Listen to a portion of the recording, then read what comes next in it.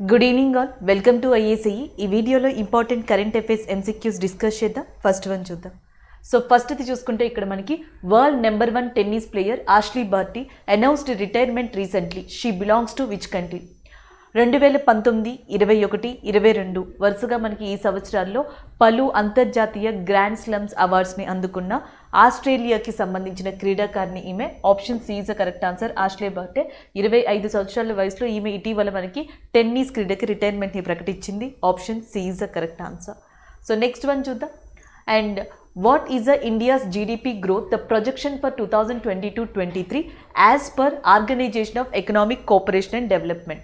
So మనకి OECD అనేది ఉంది. సో దీంట్లో 38 సభ్య దేశాలు ఉన్నాయి అండ్ దీని యొక్క హెడ్ క్వార్టర్స్ అనేది ప్యారిస్లో ఉంది. అయితే ఇటీవల organisation of economic cooperation development భారతదేశానికి సంబంధించిన 2022-23 అండ్ 2023-24కి సంబంధించిన జీడిపి ఫోర్కాస్టింగ్ పర్సంటేజ్ రిపోర్ట్ని ఇవ్వడం జరిగింది. అయితే ఇక్కడ మాత్రం ఏమని అడుగుతున్నారంటే 2022-23కి సంబంధించి ఎంతవరకు అది మనకి ప్రొజెక్షన్ రేట్ని చెప్పింది అని చెప్పేసి అడుగుతున్నారు. So 8.1% is a correct answer. Option D is a correct one. 2023-24కి 5.5%, 2022-23కి 8.1% చెప్పడం జరిగింది.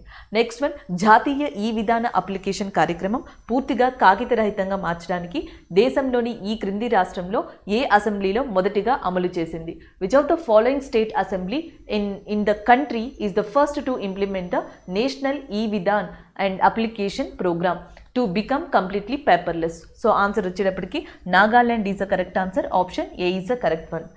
సో మనకి నాగాలాండ్ భారతదేశంలోని మొట్టమొదటిసారిగా ఇక మీదట జరగబోయే దాని యొక్క అసెంబ్లీ సెషన్స్ ఏవైతే ఉన్నాయో సమావేశాలు అవన్నీ కూడా ఈ విధాన్ అనే ఒక సిస్టమ్ ద్వారా పేపర్లెస్గా వెళ్ళనుంది.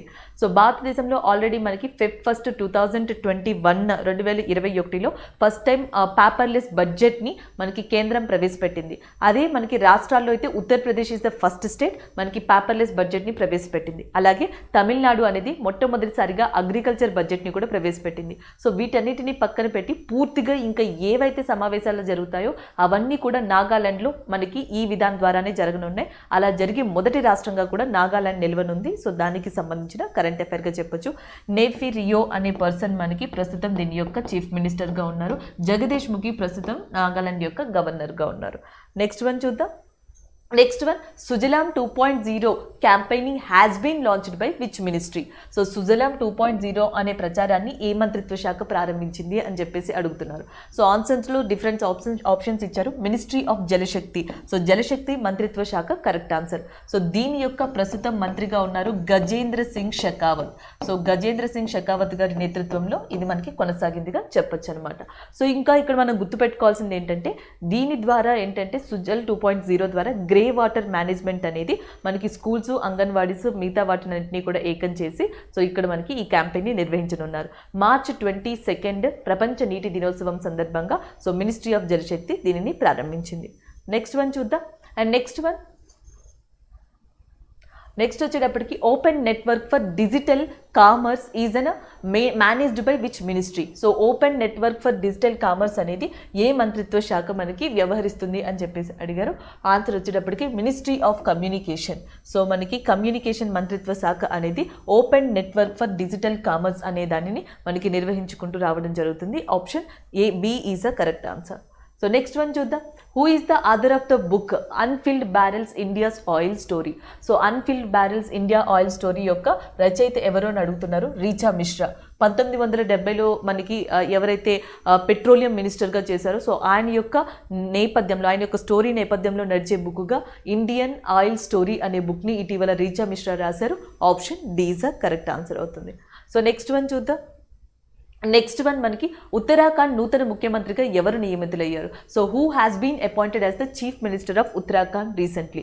Pushkar Singh Dhami. Option C is a correct one.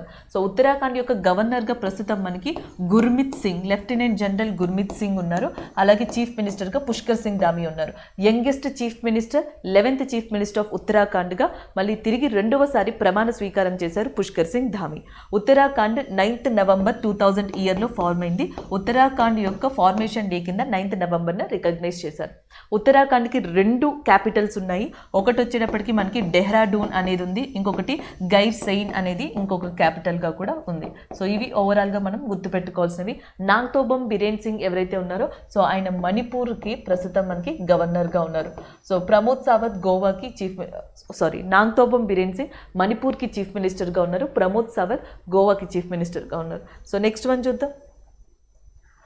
మెరుగైన నేల ఆరోగ్యం కోసం కార్బన్ న్యూట్రల్ ఫార్మింగ్ని ప్రవేశపెట్టబోతున్న దేశంలో మొట్టమొదటి రాష్ట్రంగా ఏది అవతరించింది?